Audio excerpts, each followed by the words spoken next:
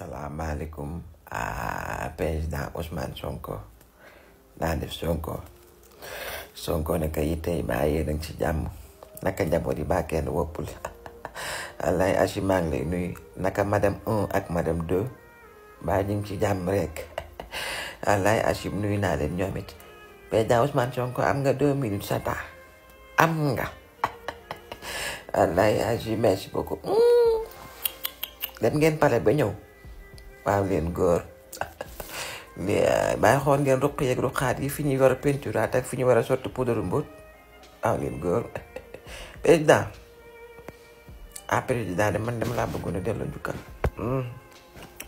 dama laa amal cant goo xam ne wallaay Achim am na fu mu commencé mais amul fu mu yam ndax président yombul nga gis koo xam ne du sa ndey du sa baay du sa sëriñ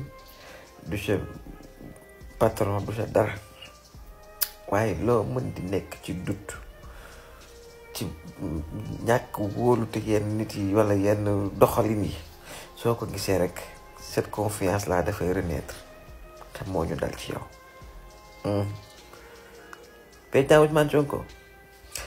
boo xamoon yenn façon yenn questionnement yi may yeewoo yenn doute yi nekk sama bopp bi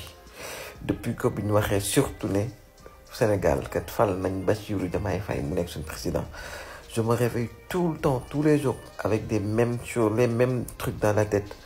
oui dina bëri ñu ko fakkatal dina bëri ñu ko kii nangam est-ce qu'il va en sortir Sénégal dafa naqaree jiite nit ñi ko war dinañ ko nax am na ñoo xam ne ay vautours lañ et cetera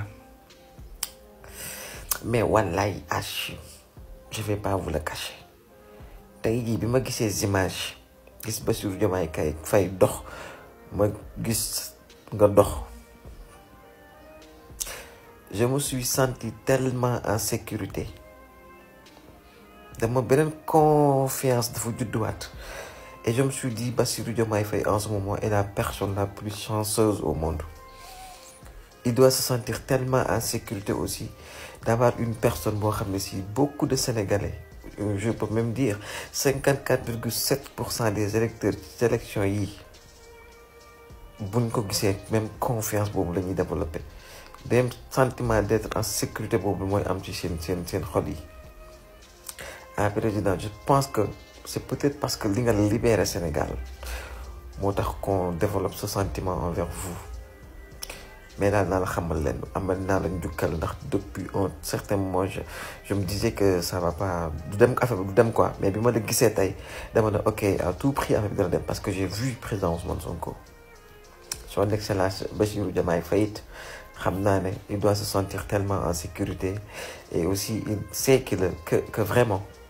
il est le président le plus chanceux de tous ces présidents qu'on a déjà eu parce que au moins am na autour de lui quelqu'un ku intègre ku digne ku respectueux